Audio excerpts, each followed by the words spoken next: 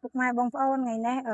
មកហូបស្លប្រហើរទាំងអស់គ្នាពុកម៉ែបងប្អូនថ្ងៃនេះមានស្លប្រហើរបងប្អូនតំណងអត់ហើយបន្ទាប់មកបងប្អូននេះ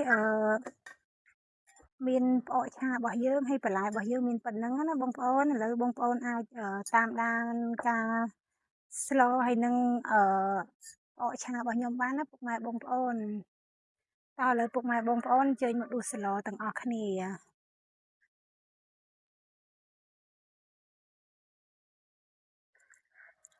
បងប្អូនណា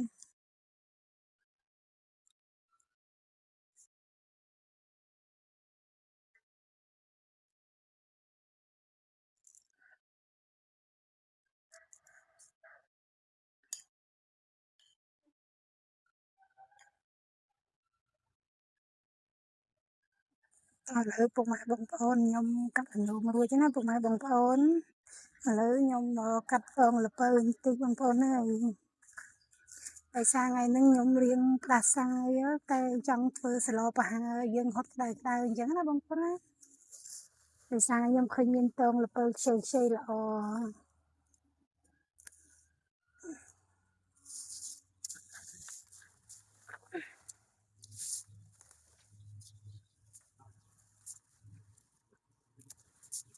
បងប្អូននេះខ្ចីៗណាពងល្ពៅយើងណា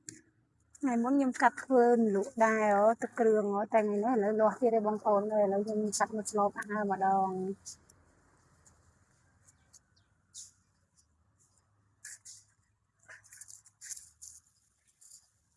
ខ្ចីៗណាបងប្អូន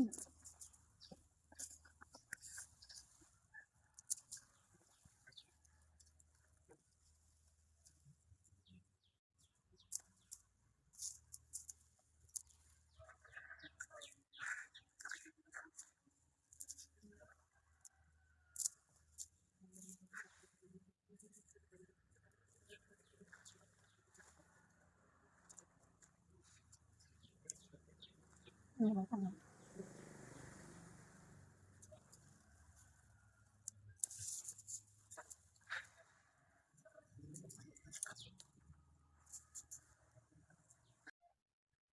តើពុកម៉ែបងប្អូនឥឡូវនេះខ្ញុំមកកាត់លឹកដាស់នៅចំហៀងផ្ទះណាបងប្អូនអ្នកមើលខ្ចីៗបងប្អូនហើយតែ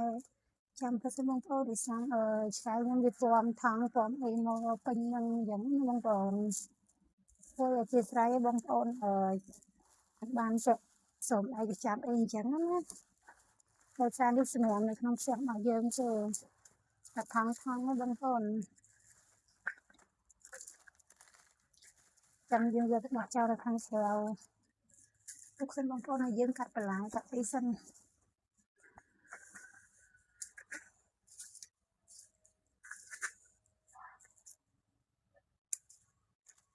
ហើយបងប្អូនឲ្យលឹកបាស់ខ្ចីនិយាយទៅបងប្អូនបើបន្លែលឹកបាស់នេះបើយើងចង់ឲ្យលាស់ខ្ចីអញ្ចឹងយើងគុំបោចទេបងប្អូនយើងវែកមើលតាមមេឃទៅថ្ងៃក្រោយលាស់ឲ្យយើងបានហូបបន្តទៀតហើយបងប្អូនខ្ញុំអានេះនិយាយអត់សូវច្បាស់អាសាយប្រហែលថ្ងៃទេបងប្អូនត្រូវទឹកភ្លៀងផងអញ្ចឹងថ្ងៃនេះមកស្លប្រហើរហត់ក្តៅអញ្ចឹងណាអាស្រ័យទាំងម៉ែទាំងកូនឯនេះបងប្អូនអញ្ចឹងធ្វើស្លឲ្យកូនហូបក្តៅលោកបានយើងសាយចំហបន្តិចចឹងណាហើយលើបងប្អូនមកមើលលឹកបាសរបស់ខ្ញុំខ្ចីបងប្អូនខ្ញុំធ្លាប់កាត់សាមឲ្យបងប្អូនមើលដែរតែឥឡូវវាចាប់ផ្ដើមលាស់បន្តទៀតហើយឡើងពេញទៅលើដើមក្រូចហ្មងកំពុងតែលូតរួយផងបងប្អូនមកលឹកបាសឡើងជាន់ទៀតខ្ញុំជួយដើរផ្សំបន្លែហើយបងប្អូននិយាយទៅបន្លែយើងផ្សំតែចិត្តផ្ទះឲ្យបងប្អូនតិចតួចចឹងទៅcònបានហូបអញ្ចឹងណាស្លរបស់ខ្មែរយើងអត់សូវពិបាករកហ្មងណាបងប្អូនតែចិត្តផ្ទះហ្នឹងទេហើយតែយើងឆ្លៀតបានដាំអញ្ចឹងណានោមអីយើងទៅវាបានបន្លែធម្មជាតិយើងដែរនិយាយទៅបើយើងបោកយកវាថ្ងៃក្រោយយើងអត់មានខ្ចីផ្ទះទៀតបងប្អូនអញ្ចឹងខ្ញុំកាត់តាមលំដាប់អញ្ចឹងទៅស្រួល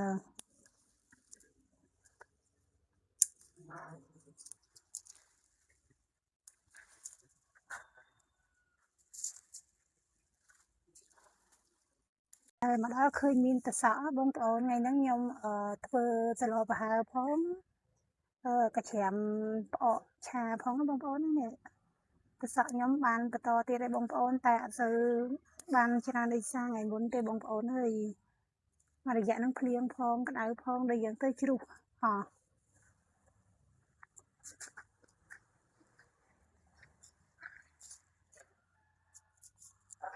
អត់សូវបានម្ដងហ្នឹងអត់សូវបានខ្លាំងទេសោះ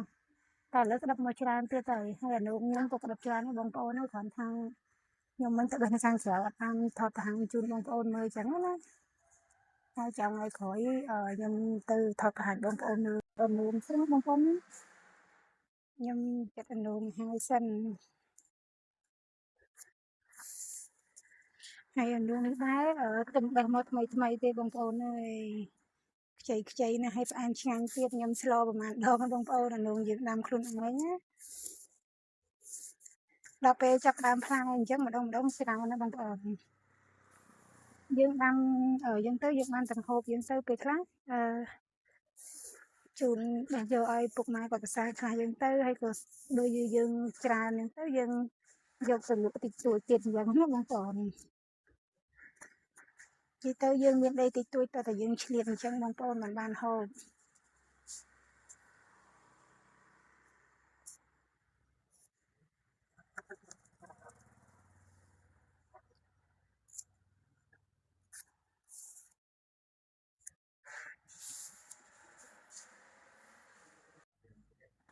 ឥឡូវពុកម៉ែបងប្អូនបន្ទាប់ពីខ្ញុំចិត្តរដងហើយហាន់លក្ត្រីរួចហើយខ្ញុំចាប់ដើមមកសកតងល្ពៅបងប្អូនណាពីតងល្ពៅយើងខ្ចីបងប្អូនប៉ុន្តែយើងត្រូវបកសកវាអញ្ចឹងសិនណាបងប្អូនណាដើម្បីឲ្យវាទន់ឆ្ងាញ់ហ្នឹងហើយស្លឹកណាខ្ចីក៏យើងយកដែរបងប្អូន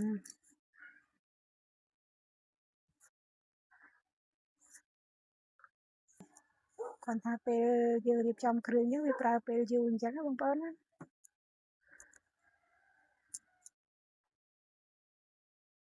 ហើយយើងចំណាយតិចដែរបងប្អូននេះសារបន្លែយើងដាំខ្លួនឯងបានខ្លះយើងទៅយើងចំណាយតែយើងទិញត្រីដូចជាផ្លែល្ពៅអីចឹងណាតែបើបន្លែខៀវយើងនិយាយទៅផ្ទះខ្លះយើងទៅយើងអត់សូវអស់លុយទេ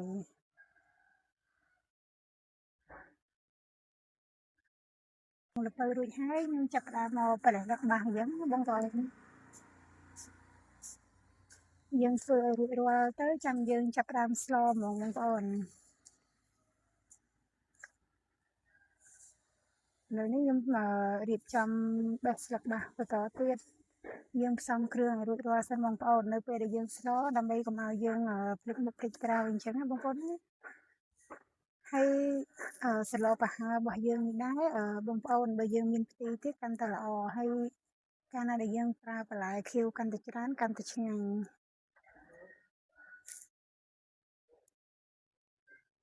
សួស្តីពុកម៉ែបងប្អូនថ្ងៃនេះដែរខ្ញុំមកធ្វើសឡប្រហើរពុកម៉ែបងប្អូនឥឡូវនេះសឡប្រហើររបស់ខ្ញុំគ្រឿងផ្សំរបស់ខ្ញុំធ្វើរួចខ្លះៗឲ្យពុកម៉ែបងប្អូនមានដូចជាត្រីស្លឹកត្រីយើងយកតែស្លឹកទេណាពុកម៉ែបងប្អូនខ្ញុំហាន់រួចហើយបន្ទាប់មកមានផ្សិតចម្បាំងរបស់យើងតងល្ពៅ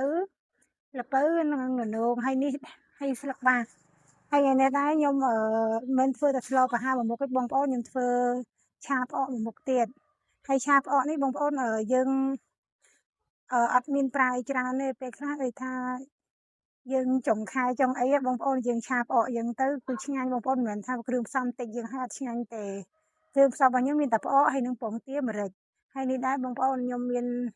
គ្រឿងជ្រក់ជាមួយផ្អកបន្តិចអញ្ចឹងណាអញ្ចឹងអញ្ជើញពុកម៉ែបងប្អូនទៅមើលការស្លរបស់ខ្ញុំទាំងអស់គ្នាពុកម៉ែបងប្អូន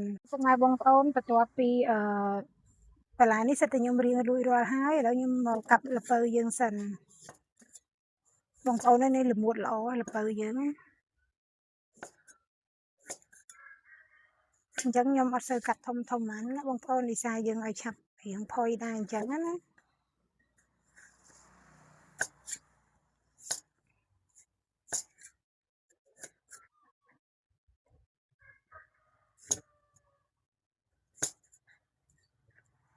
vì bọn con mua tới thiên lương lỏ bọn con sạch là một lỏ món đó nè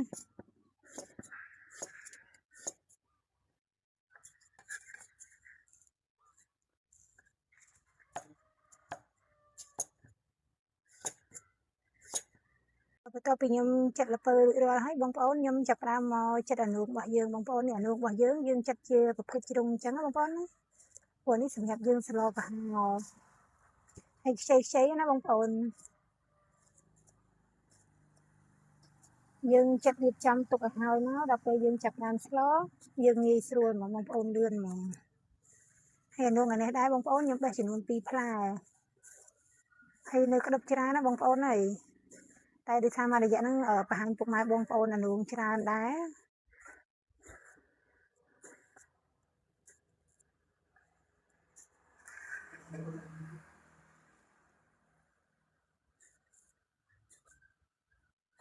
chắc là nuông rồi hai bông phôn ní nhung chập ra mỏ đạp sạch cho bạn bỏ dương vậy tới bông phôn nhung vô tay mà một bình tịch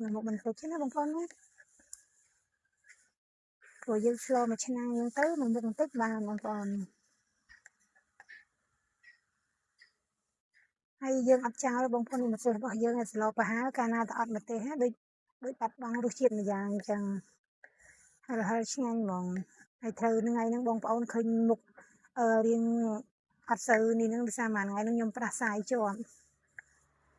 ยังไงนะจังโซปหาเขาได้กระไดหมดดองจังนั้นนะ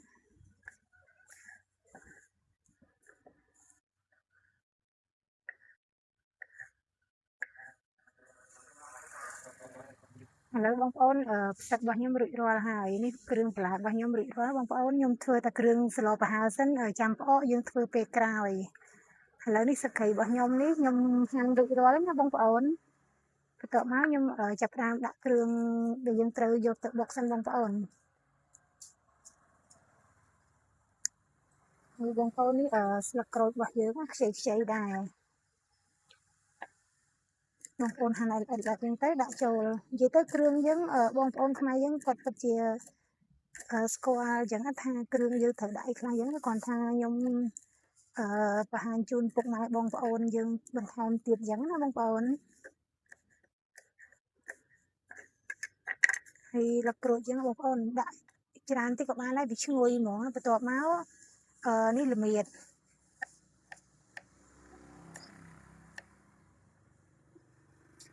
ហើយបងប្អូនសឡូប្រហែលយើងត្រូវតែប្រើខ្ជាយ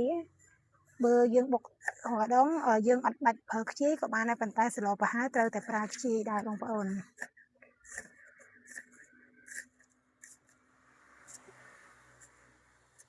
ភាសាខ្ញុំធ្វើគ្រឿងម្ដងខ្ញុំអត់ដាក់ខ្ជាយខ្ញុំប្រើតែរមៀតម្ដែងហ្នឹងតែថ្ងៃនេះថាសឡូប្រហែលយើងអត់ខ្ជាយអត់ឆ្ងាញ់ទេនៅរំដែងទៅបងប្អូនតែឥឡូវទង្ររំដែងឃើញនៅតំណាទៅកប់មួយដុល្លារបាត់ហើយនេះ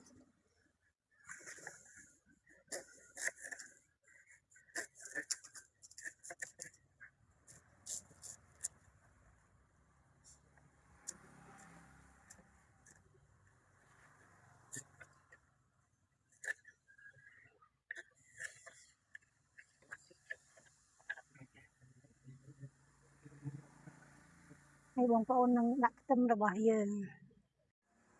លើនេះដែរបងប្អូនបន្ទាប់ពីខ្ញុំធ្វើគ្រឿងរួចរាល់ហើយខ្ញុំចាប់ផ្ដើមយកគ្រឿងរបស់យើងដែលយើងផ្សំមិញហ្នឹងយកមកដាក់បុកណាបងប្អូនបុកឲ្យរាងម៉ត់បន្តិចព្រោះអីយើងអត់យកទៅនេះទេបងប្អូនជ្រុំទេនិយាយទៅសឡូប្រហែលរបស់យើងបងប្អូនយកខ្ញុំទៅជ្រុំក៏បានប៉ុន្តែសម្រាប់ខ្ញុំចូលចិត្តបុកគ្រឿងអញ្ចឹងណាបងប្អូនណាអញ្ចឹងបងប្អូនយើងដាក់គ្រឿងនេះហើយយើងចាប់ដើមបុកអញ្ចឹងណាបងប្អូន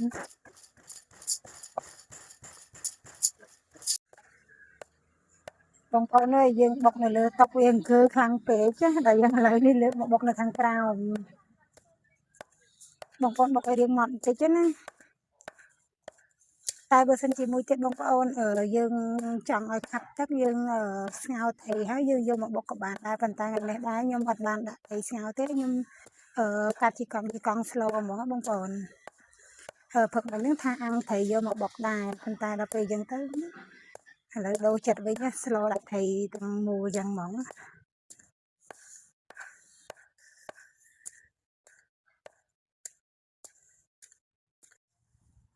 បងប្អូនឥឡូវបន្ទាប់ពីខ្ញុំធ្វើគ្រឿងរួចរាល់ហើយខ្ញុំចាប់ផ្ដើមមកបង្កាត់ភ្លើងស្លសិនបងប្អូនស្លមុខផ្ទះណាបងប្អូនហ្នឹងឯនេះដោយសារដេញតាមម្លប់ថ្ងៃនេះម្លប់ស្វាយយើងមុខផ្ទះណាឥឡូវចាប់ផ្ដើមបង្កាត់ភ្លើងសិនខ្យល់តិចទៀតហ្នឹង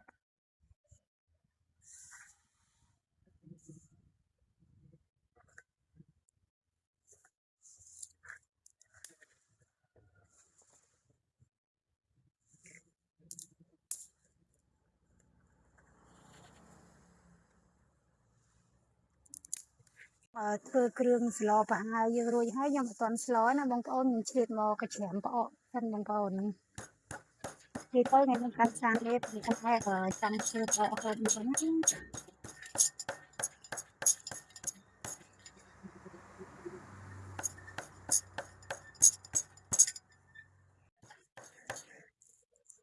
បងប្អូនណាឥឡូវនេះផ្អកយើងកច្រាំឲ្យយើងមកតិចណាបងប្អូន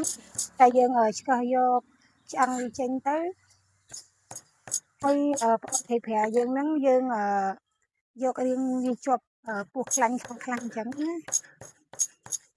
ហើយបងប្អូនអាចសាកធ្វើមុខម្ហូបនេះហូបបានខ្ញុំធ្វើម្ហូបនេះហើយខ្ញុំនឹកឃើញដល់មិត្តភ័ក្ដិខ្ញុំមកគាត់ហូបម្ហូបហ្នឹងគាត់ថាធ្វើអត់តិចហើយឆ្ងាញ់តិចអញ្ចឹងណានឹងការខ្ញុំនឹកធ្វើការជុំគ្នាធ្វើអាសាធ្វើហូបណាបងប្អូនតែឥឡូវនេះនឹកឃើញថាចង់ហូបដែរអត់ចំណាយច្រើនណាបងប្អូននិយាយទៅតាមចិត្តបងប្អូនចាំអត់ទៅជួបក៏បានដែរប៉ុន្តែ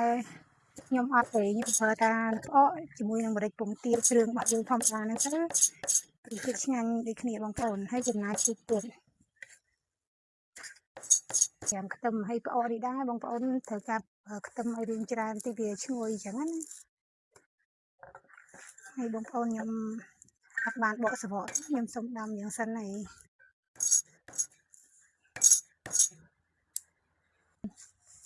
មើលអញ្ចឹងបងប្អូនពេលខ្លះការនៅចុងខែឲ្យតែចុងខែ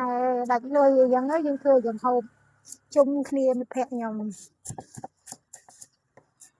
ហើយបងប្អូនប្រចាំឲ្យមកឲ្យបងប្អូនប្រចាំជាមួយផ្អកហ្នឹងក៏បានដែរប៉ុន្តែខ្ញុំខ្ជិលអញ្ចឹងខ្ញុំមកឆ្នាំក្រោយខ្ញុំទៅបងប្អូន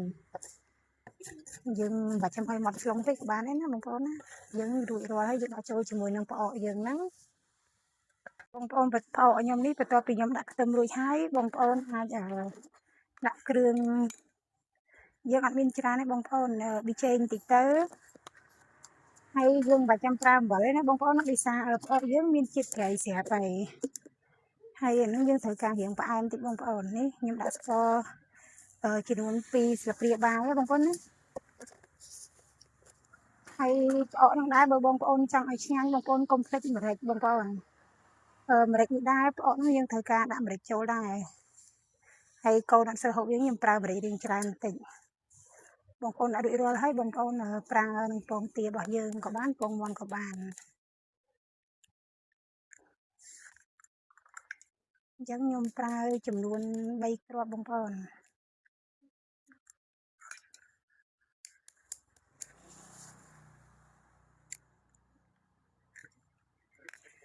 បន្ទាប់ពីយើងគោះចូលវាហើយបងប្អូនច្បល់ឲ្យចូលបងប្អូន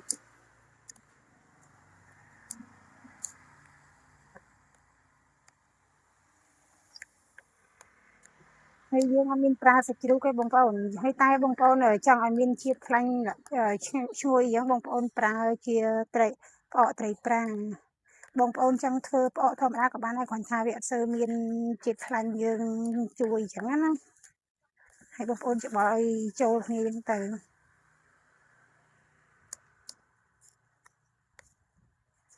ហើយផ្អកឆានេះដែរបងប្អូនមិនចាំបាច់ប្រើស្លឹកខ្ទឹមទេខ្ញុំប្រើតែប៉ុណ្្នឹងមុខបងប្អូនឆ្ងាញ់ហ្មងនេះបងប្អូនបន្ទាប់ពីខ្ញុំលាយរួចរាល់ហើយណាបងប្អូនឥឡូវផ្អកនេះខ្ញុំលាយរួចរាល់ហើយតែខ្ញុំអត់ទាន់បានធ្វើខ្ញុំទុកឲ្យចូលទៀតសិនខ្ញុំចាប់ផ្ដើមមកស្លប្រហើរយើងសិនបងប្អូនចាំខ្ញុំឆាផ្អកតាមក្រោយបងប្អូនឥឡូវទឹកខ្ញុំចាប់ផ្ដើមពុះហើយណាបងប្អូន ឥឡូវទឹកខ្ញុំចាប់ផ្ដើមពុះហើយខ្ញុំដាក់ប្រហុកយើងចូលសិនបងប្អូននេះប្រហុកសាច់យើងហើយខ្ញុំអត់ជ្រុំបងប្អូនខ្ញុំដាក់ចូលហ្មង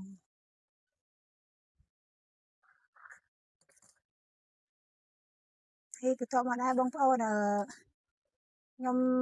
ដាក់ល្ពៅដោយសារល្ពៅយើងវាគ្រាន់ផុយអញ្ចឹងរបស់ណាដែលរឹងរឹងគ្រាន់ផុយយើងដាក់មុនបងប្អូន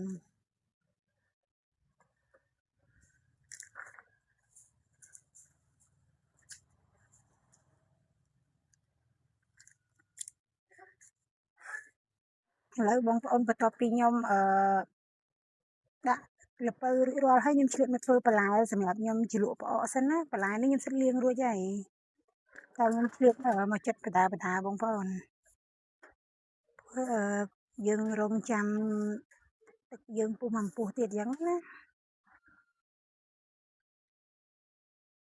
អានេះខ្ញុំអត់យកបន្លែច្រើនមុខទេបងប្អូនខ្ញុំយកតែសណ្តែកគួរនិងតែសាក់យើងទេនេះផ្អកនេះដែរខ្ញុំធ្វើច្រើនយ៉ាងទៅយើងមិនហូបម្ដងអស់ទេបងប្អូនយើងធ្វើហើយយើងអាចហូបបានល្ងាចទៀតអញ្ចឹងណា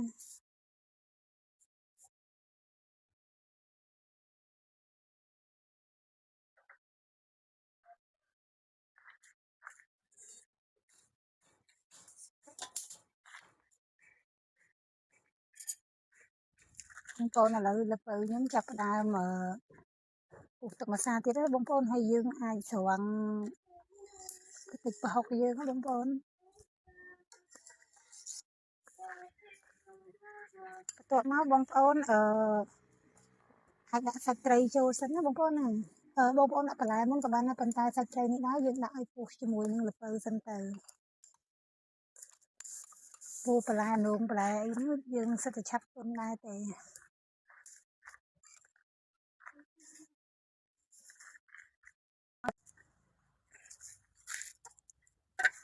ឥឡូវបងប្អូនបន្ទាប់ពីខ្ញុំបង់ត្រីហើយពុះម្សៅទៀតហើយ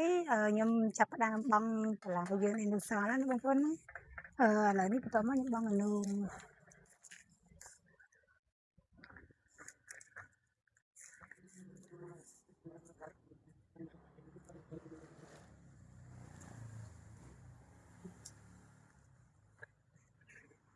នយើងឲ្យបងប្អូនផ្សិត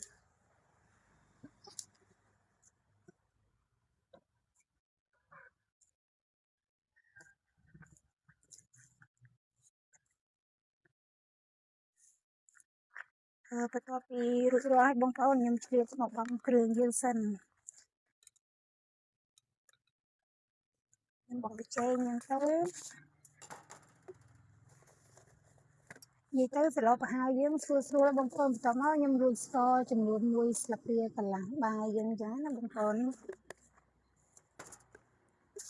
ហើយនេះយើងរួចអំបិលតិចសិនបងប្អូនកុំអានរួចច្រើនព្រោះអីសឡប្រហើរយើងមិនបាច់ចាំប្រើប្រៃពេកទេយើងដាក់ប៉ុណ្ណេះសិនចាំពេលយើងស្ទើរឡើងណាចាំយើងថែមតាមក្រោយអញ្ចឹងណាបងប្អូននេះទឹកយើងភ្លើងពីក្រោមឆេះរហូតអញ្ចឹងណាឥឡូវចាប់បានពុះបដាបងប្អូនខ្ញុំដាក់សងល្ពៅយើងដូចថានេះប្រភេទតងអញ្ចឹងណាខ្ញុំដាក់សងល្ពៅសិនបងប្អូននិយាយទៅយើងនៅតែលក្បាសក្រោយគេទេព្រោះហើយនឹងគ្រឿងរបស់យើងពេលណាដែលយើងស្លឆ្អិនត្រូវហើយយើងបង់តាមពុះហើយដាក់លក្បាសចូលជាការស្រេចបងប្អូនតែឥឡូវនេះយើងត្រូវការដាក់បន្លែណាដែលវារៀងរឹងបដាគ្នាអញ្ចឹងឲ្យរៀងទន់តិចសិនបងប្អូនណាឥឡូវខ្ញុំគ្របទុកសិនបងប្អូន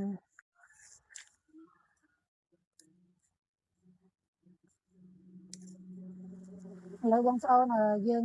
យកវាយចុចល្ពៅយើងមើលសិនតើល្ពៅយើងផុយនៅណាឥឡូវល្ពៅយើងបានផុយហើយបងប្អូនដោយសារយើងដាក់មុនគេហ៎ឥឡូវនេះបងប្អូនយើងបន្ទាប់ពីយើងពុះបន្លែយើងមើលទៅទន់អស់ហើយបងប្អូនអាចយើងលួចបន្តិចហូបភ្លុកអញ្ចឹងណាបងប្អូនអញ្ចឹងខ្ញុំលួចតិចសិនបងប្អូន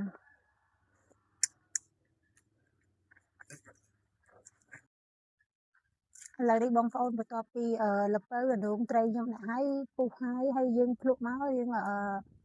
ត្រូវមាត់យើងហូបណាបងប្អូនបន្ទាប់មករួចរាល់ខ្ញុំចាប់ផ្ដើមដាក់ស្ត្រីបុកយើងចូលបងប្អូននេះមើលទៅល្អតាំងពណ៌ក្លិនក៏ឈ្ងុយដែរបងប្អូន និយាយទៅគីឡូប្រហែលយើងស្លច្រើនបែបបងប្អូនយើងអាចយកទៅបុកស្លឹកគ្រៃយកមកញុំទឹកក៏បានយើងបុកត្រីចូលក្នុងហ្នឹងក៏បានប៉ុន្តែខ្ញុំថ្ងៃនេះខ្ញុំអត់ទេយើងប្រើត្រីផ្ទាល់បងប្អូននេះនិយាយទៅគ្រឿងយើងពេលត្រូវជាមួយនឹងទឹកស្លទៅឈ្ងុយហ៎បងប្អូនហើយយើងឥឡូវពុកម៉ែបងប្អូនអូស្លយើងមិនដែរបងប្អូននេះចូលហ្មងឈ្ងុយហ៎បងប្អូនអើយគ្រឿងរបស់យើងហើយបងប្អូនឥឡូវនេះបន្ទាប់ពីបន្លែខ្ញុំទុនអស់ហើយបងប្អូននេះជាការចុងក្រោយស្រេចទេណាលឹកបាសរបស់យើងបងប្អូនអើយបន្លែយើងទៅតែធម្មជាតិជុំវិញផ្ទះ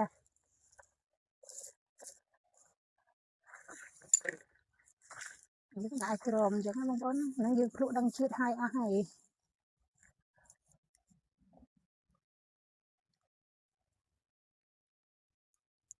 ឥឡូវលឹកបាសខ្ញុំសកាត់អញ្ចឹងទៅបងប្អូននេះម្ទេសបងប្អូននេះម្ទេសយើងទៀត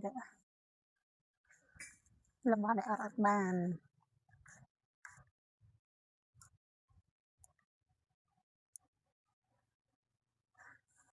ឥឡូវពុកម៉ែបងប្អូនស្លខ្ញុំឆ្អិនណាពុកម៉ែបងប្អូនខ្ញុំមួយឆ្នាំងហ្មងបងប្អូនអើយនេះឈ្ងុយបងប្អូនខាងស្លហូបយូរឥឡូវពុកម៉ែបងប្អូនបន្ទាប់ពីខ្ញុំស្លប្រហើរឆ្អិនហើយខ្ញុំឆ្លៀតមកឆាផ្អកយើងដែរបងប្អូនណានិយាយទៅយើងធ្វើថ្ងៃនេះ2មុខបងប្អូនហើយបងប្អូនយើងទុកខ្ទះឲ្យរៀងក្តៅសិនហើយផ្អកយើងមិនបាច់ចាំប្រើខ្លាញ់ទេបងប្អូនដោយសារយើងប្រើត្រីប្រើរបស់យើងនឹងមានខ្លាញ់ពោះស្រាប់ហើយអញ្ចឹងយើងដាក់ខ្លាញ់ទៀតវាចេញខ្លាញ់ទៀតវាអត់ស្នេះខ្លាញ់ច្រើនអញ្ចឹងបងប្អូនណាឥឡូវពុកម៉ែបងប្អូនខ្ទះរបស់ខ្ញុំក្តៅហើយខ្ញុំចាប់ផ្ដើមចាក់ផ្អកចូលបងប្អូននេះបងប្អូនដាក់ទាំងអស់យ៉ាងមកមួយបងប្អូននេះនិយាយទៅដំបូងអញ្ចឹងវារៀងនេះទៀតខ្លាញ់ពោះត្រីប្រាយើងចេញមកអាចជំនួសខ្លាញ់បានបងប្អូនយើងមិនបាច់ចាំប្រើខ្លាញ់ទៀតទេ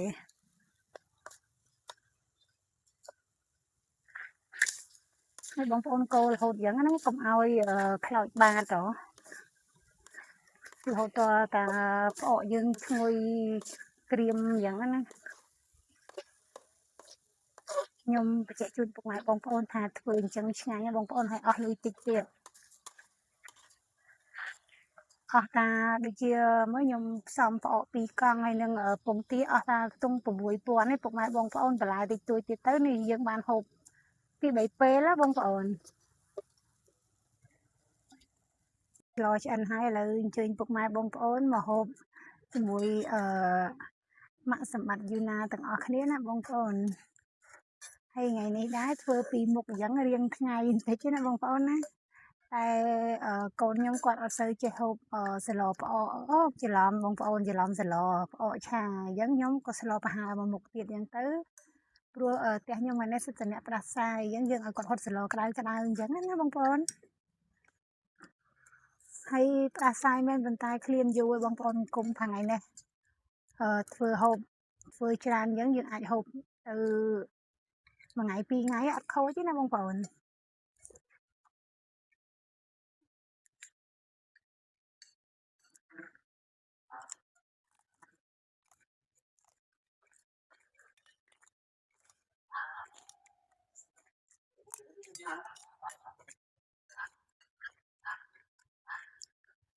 បងប្អូនយើង